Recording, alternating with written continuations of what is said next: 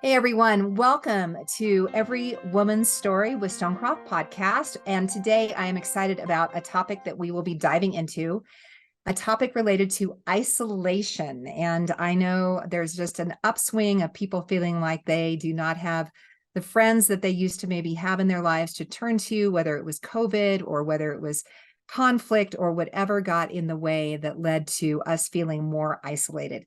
And in a second, I'm going to be excited to introduce you to our host. But first, I just want to help those who are new or those who are returning to remember who we are. We are here because we believe that every woman has a seat at Jesus's table. We believe that every person has a story and your story matters.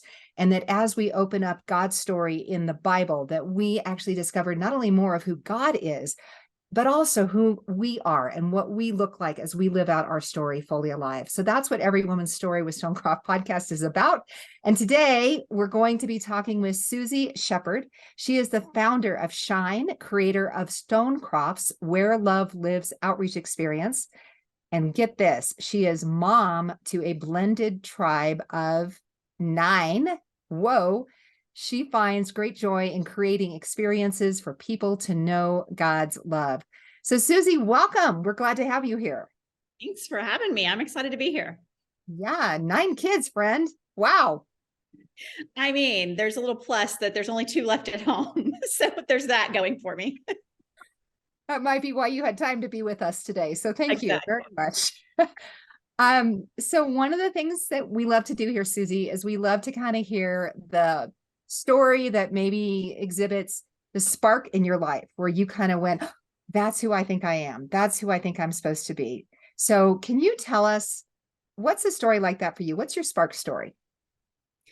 Well, I think that the story that I would say really kind of pictures me is kind of an unexpected one. And it really isn't necessarily, well, it isn't spiritual at all. I mean, let's just be honest about it. It's not a spiritual story, but it's this beautiful hope that God can take absolutely anybody in their mess and their unpreparedness and really feeling like they don't fit the bill and really use them anyway, use them in spite of themselves. And so this little story happened frequently, actually, but this one particular day, I taught for 9 years. I taught kindergarten and first grade.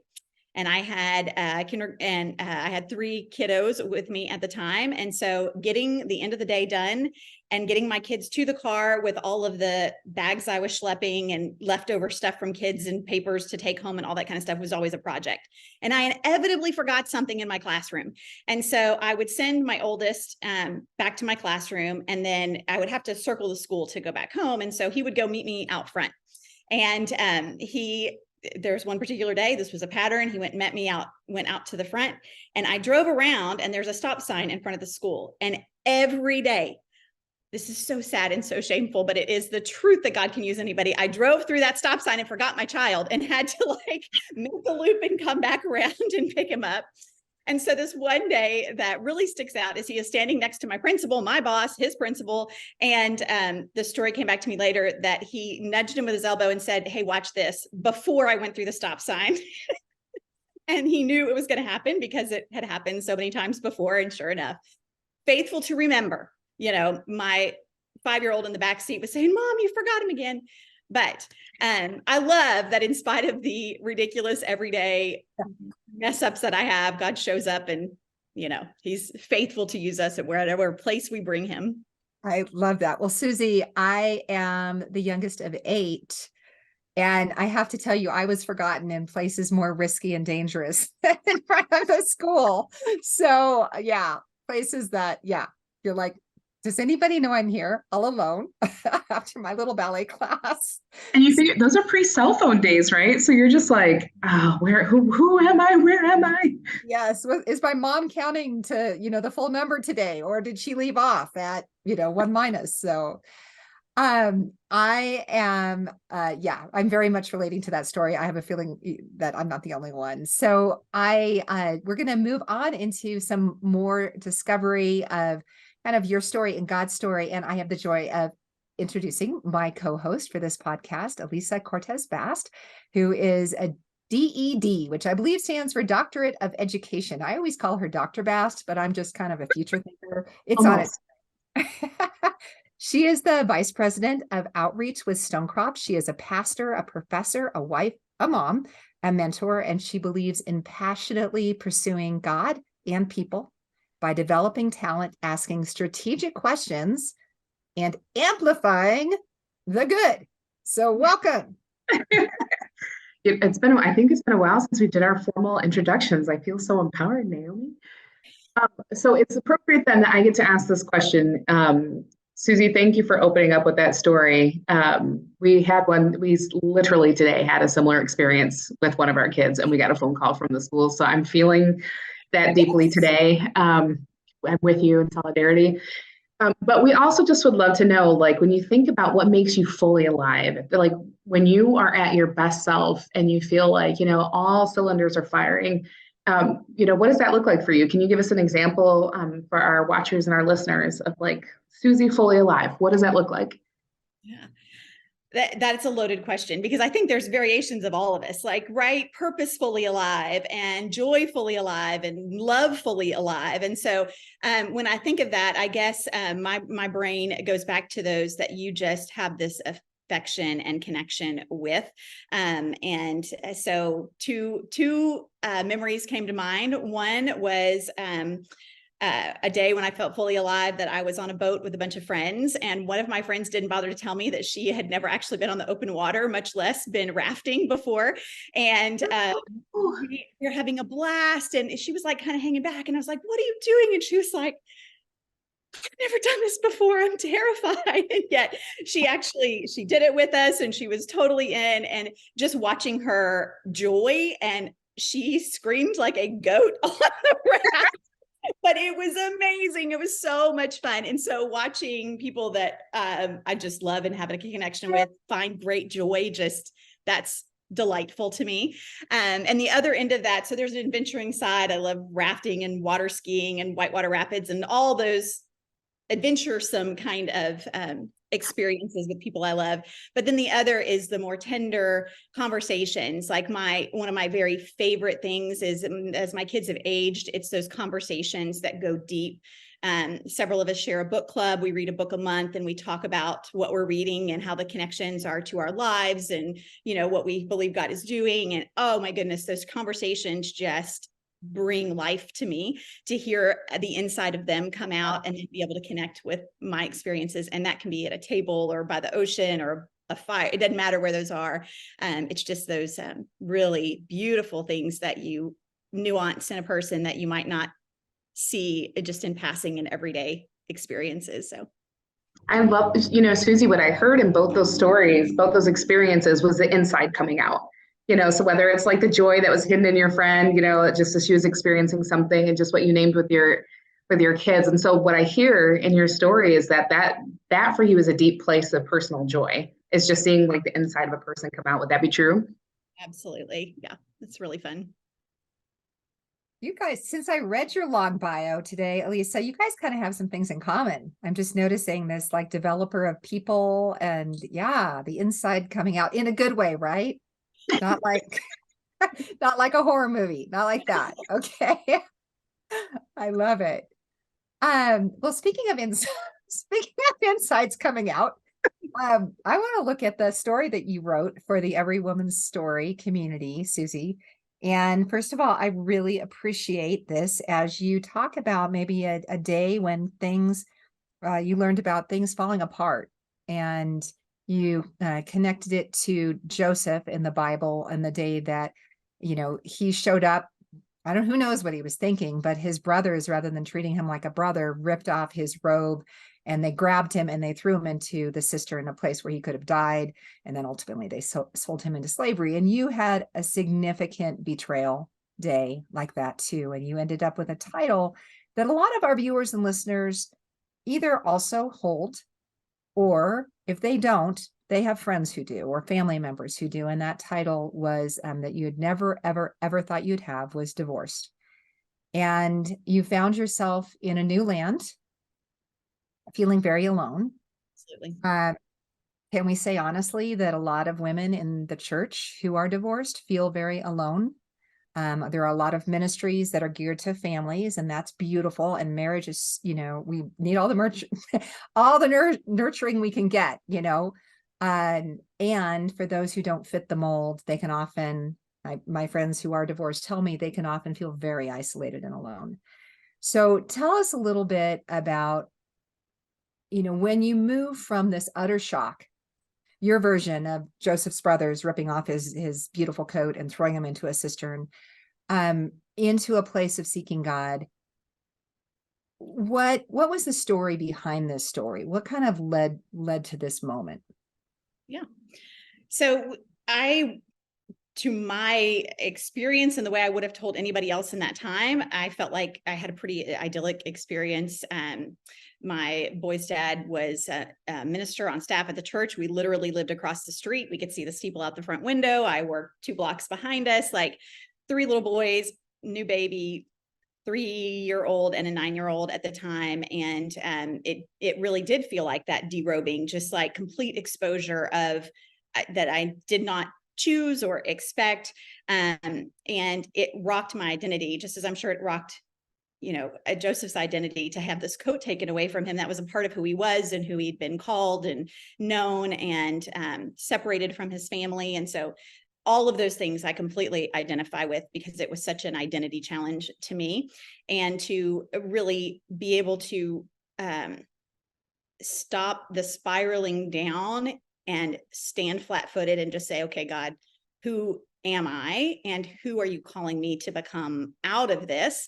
That this will not define me, but it's a place where I can see you more clearly and understand your calling in my life more clearly. And it really happened by just sitting in a chair out by a pond and feeling like I was supposed to read Psalm 23, which I thought was dumb because it was a funeral psalm. I already thought like I was dying. And so I was like, why that one of all the Psalms we could be reading? That's it. And yet those first few words, Lord's my shepherd. And the version I was reading said, I lack nothing. And that challenged me, because I thought, wow, I really feel like I lack a whole lot in this moment, where, that doesn't really sync up with what I'm experiencing. And yet I felt like I heard God directly say, do you trust me? Like, do you trust me? And so he asked me that. Philippians 4:19 was in the side margins of my Bible. And I'd been through enough years of VBS to know that said, the God shall supply all my needs according to his riches. And so I was like, wow, you really are hitting this home, and very, the story is unpacked more deeply, but at the end of it, I'm sitting in the hot sun, my car runs out of gas, and God is still saying, do you trust me? And he sends someone. We were out in the middle of nowhere. I had no money, no phone, no any way of contacting anybody. And this little gentleman in a red truck pulls up, and he volunteers to go get gas. And because why would anybody get gas when it's close to the E? That was my philosophy. And this would have been a really good time to choose to do that.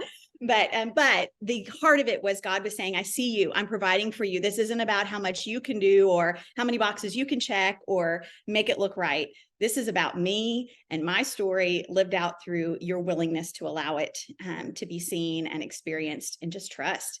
So it was not a one-day transformation, but it was a one-day realization of, I don't have to make this right. I don't have to fix it. And I don't have to know everything in this space. Like, just knowing him is enough. That's all I really have to know to be able to go forward. Wow. So there's so many things I want to follow up on with that. First of all, you naming, okay, I'm going to go to the heart here first. Okay. Before we get to the trust and the hope. But first of all, you naming those moments where you're like, nah, I'm flat-footed, as you called it, and just kind of really experiencing the low. And I know from my experience, having been a Jesus follower for a little while, that sometimes it feels like people only talk about things when it's fixed, when they're on the happy side of the story. And I think I'd like to ask you about the you who was driving to that park.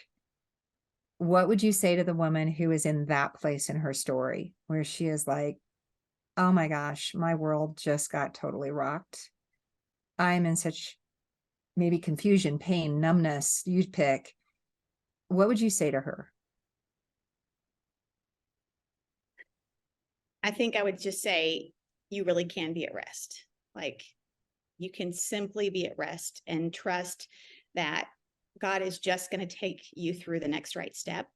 And it's okay to feel all the feelings and to grieve deeply and acknowledge this is deep loss.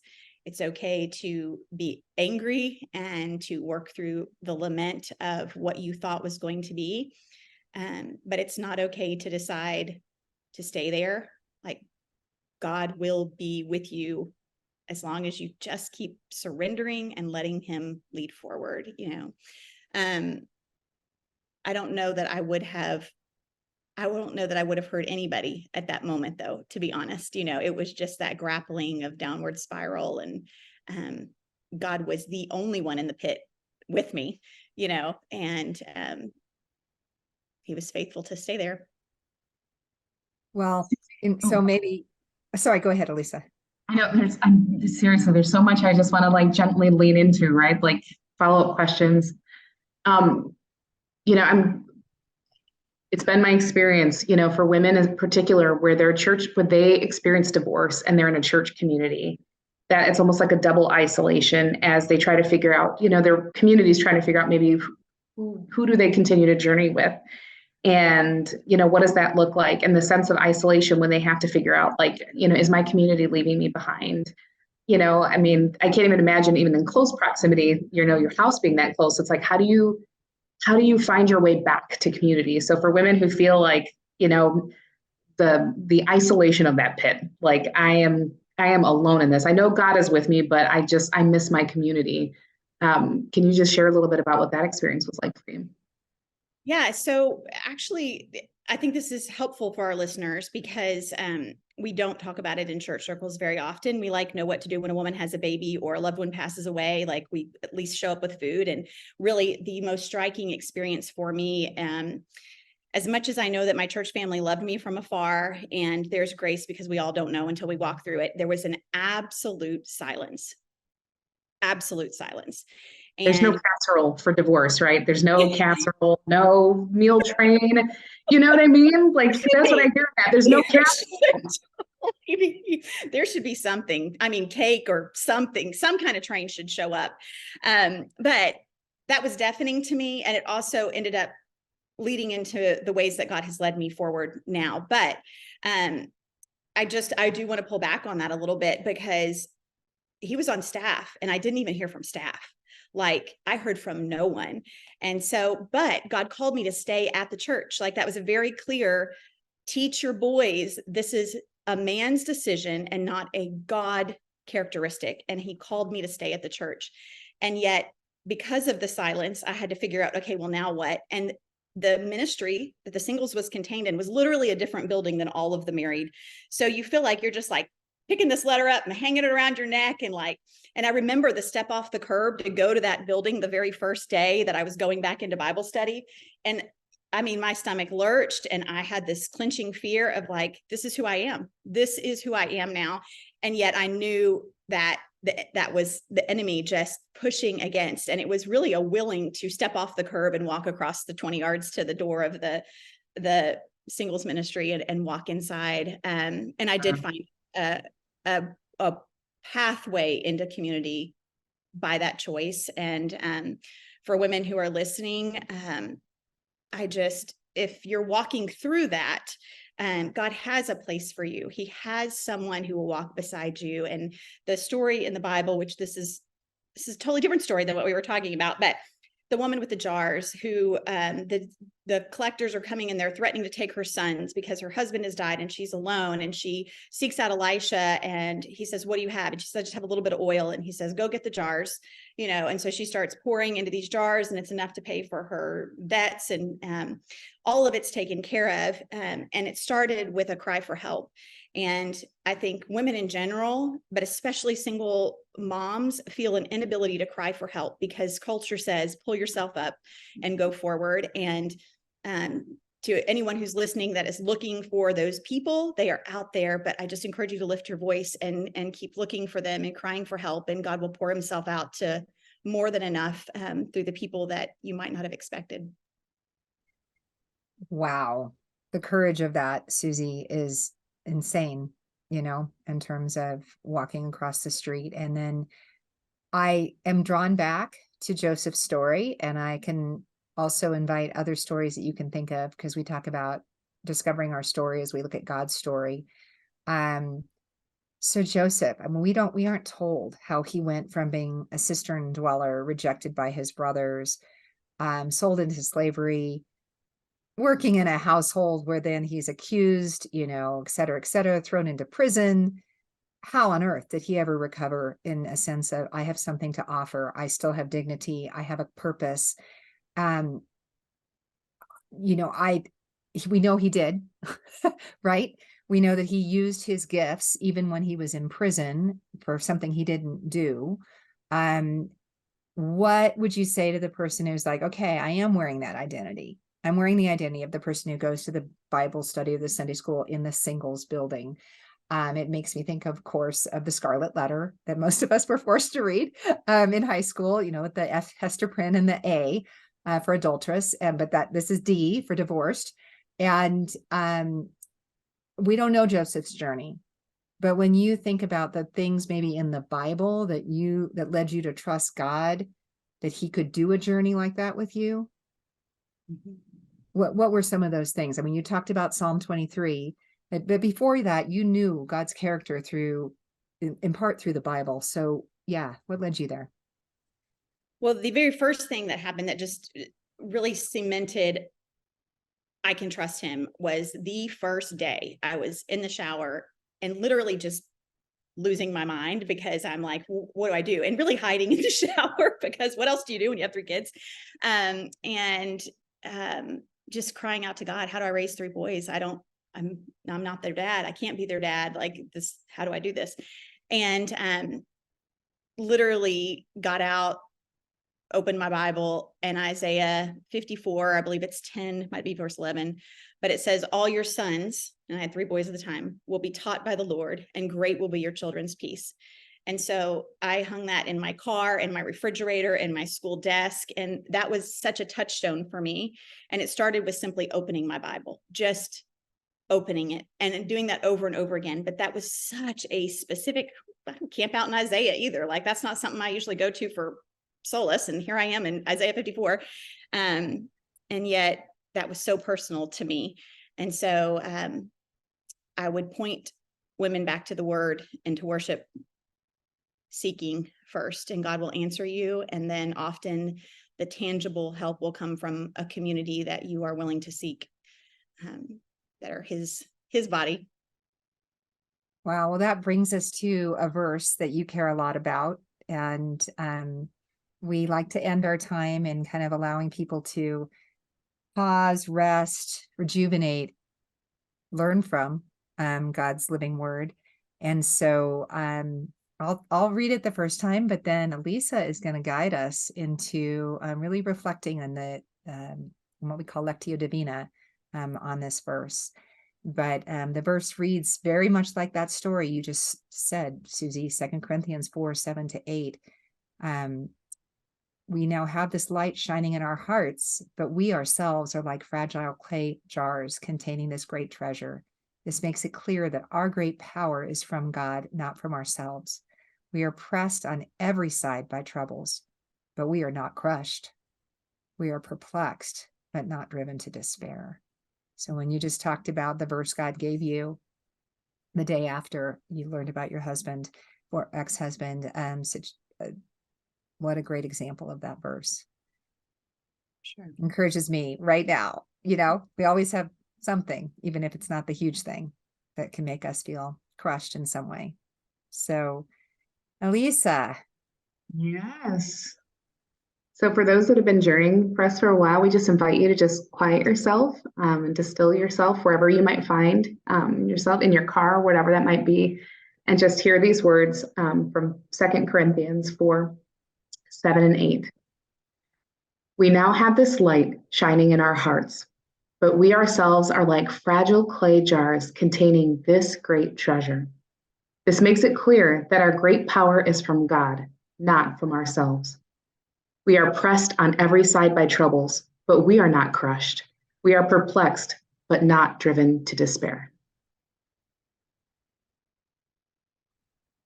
I will read this passage again, but this time from the Message translation. If you only look at us, you might well miss the brightness. We carry this precious message around in the unadorned clay pots of our ordinary lives. That's to prevent anyone from confusing God's incomparable power with us. As it is, there's not much chance of that. You know for yourselves that we're not much to look at. We've been surrounded and battered by troubles, but we're not demoralized. We're not sure what to do, but we know that God knows what to do. We've been spiritually terrorized, but God hasn't left our side. We've been thrown down, but we haven't broken.